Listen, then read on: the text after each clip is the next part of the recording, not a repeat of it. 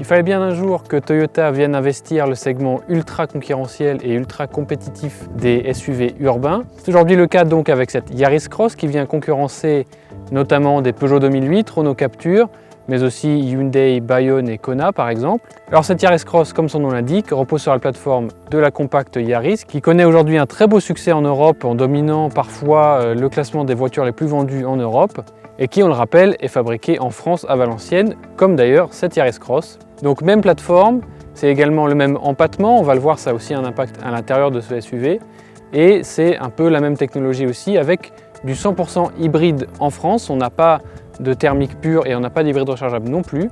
Alors qu'est-ce que ça donne au volant de ce Yaris Cross? On va voir ça tout de suite dans cet essai.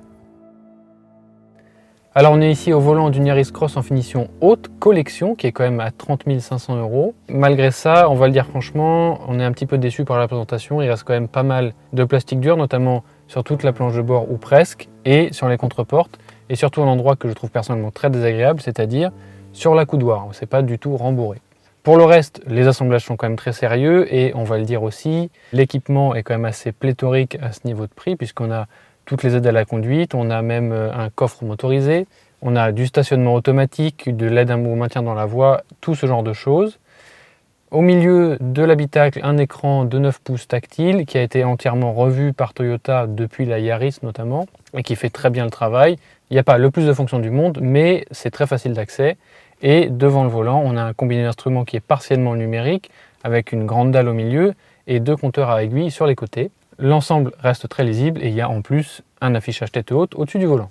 Pour le reste, on est finalement bien installé si on ne commence pas à toucher tous les plastiques à l'intérieur, mais c'est aussi le cas sur d'autres concurrents, comme par exemple le Hyundai Bayon qui est, il est vrai, un petit peu moins cher.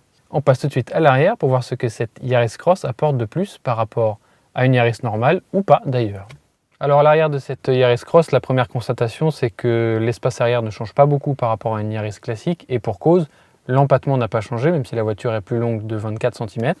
Et comme à l'avant, on a beaucoup de plastique dur, notamment sur l'entièreté de la porte et un peu plus embêtant, pas de port USB à l'arrière du tout. Sinon, on va faire un petit point sur le coffre qui est pour le coup assez intéressant puisqu'il fait presque 400 litres de capacité et qui surtout il est très modulable avec un plancher qui peut s'installer en 2 tiers, 1 tiers au fond et une plage arrière qui peut se plier pour se ranger dans le coffre si jamais vous avez trop d'objets qui ne rentrent pas en dessous. Alors au volant de cette Yaris Cross, ce qu'on remarque en premier, et vous l'entendez peut-être, c'est le bruit du moteur avec la boîte à variateur, qui est donc couplé ici à un système hybride et un moteur 3 cylindres. Alors évidemment, un variateur c'est quelque chose qu'on connaît très bien chez Toyota, mais là, avec un 3 cylindres qui est un peu bruyant et qui vibre un petit peu comme la grande majorité des 3 cylindres, eh bien très rapidement on l'entend quand on est sur route ou sur autoroute. Alors la corollaire de ça, c'est que par contre en ville, c'est d'une très grande douceur. Évidemment, il n'y a pas du tout d'à-coups puisqu'il n'y a pas de rapport à passer et surtout la consommation est excellente, parmi les meilleures de sa catégorie. Alors on attendra évidemment de la faire mesurer par le labo AutoPlus, mais en tout cas on l'estime autour des 5 litres au 100, ce qui est excellent pour une voiture de cette catégorie. Pour le reste, eh bien, les suspensions sont un petit peu plus fermes que sur une Yaris classique et donc eh bien, effectivement on sent parfois un petit peu les imperfections sur la route, mais encore une fois en ville ça fait très bien le travail.